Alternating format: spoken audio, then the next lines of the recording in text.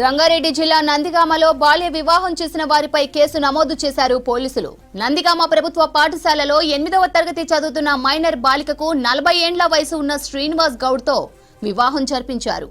బాలిక చదువుతున్న పాఠశాల ప్రధానోపాధ్యాయుడు పోలీస్ రెవెన్యూ అధికారులకు ఫిర్యాదు చేశారు. దీంతో బాలిక తల్లి శ్రవంతితో పాటు వరుడు శ్రీనివాస్ గౌడ్, పురోహితుడు ఆంజనేయులు, సంబంధం చూసిన వ్యక్తి పెంటయ్య, పెళ్లికి సహకరించిన పెద్దలపై కేసు నమోదు చేశారు. బాలికను రెస్క్యూ హోమ్ కు తరలించారు. స్కూల్లో చదివే మహేశ్వరి 8th క్లాస్ 13 years ఉంటుంది అమ్మాయి.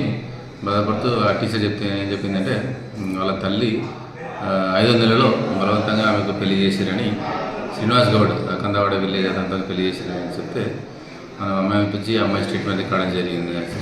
స్టేట్మెంట్ రికార్డ్ చేయడం జరిగింది. అయితే తెలిసిన విషయం ఏంటంటే ఈ అమ్మాయి తండ్రి లేడు, అమ్మాయి తల్లి తమ్ముడు ఇక్కడ నందిగామలో ఉంటారు, రెంట్కుంటారు. రెంట్ ఓనర్ అయినటువంటి పెంటయ్యకు వాళ్ళ అమ్మాయి తల్లి శ్రవంతి గతంలో మా అమ్మాయికి పెళ్లి చేసుకున్న సంబంధం చూడంటే అతను శ్రీనివాస్ గౌడ్ అనే 40 years చూడు కందవాడ చెవిల మండలం ఆ సంబంధం తీసుకొచ్చింది. తీసుకొచ్చిన వాళ్ళందరూ కూర్చొని మాట్లాడిన తర్వాత 5వ నెల 28వ తారీఖు నాడు అమ్మాయికి పెళ్లి చేయడం జరిగింది.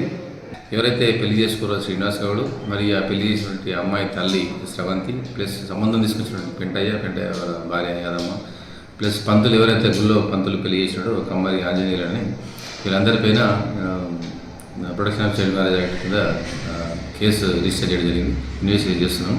ఇది కాకుండా ఇంకా ఈ పెళ్లికి ఎవరైతే ప్రత్యక్షంగా సహకరించినారో వాళ్ళపైన కూడా కేసు చేయడం జరుగుతుంది.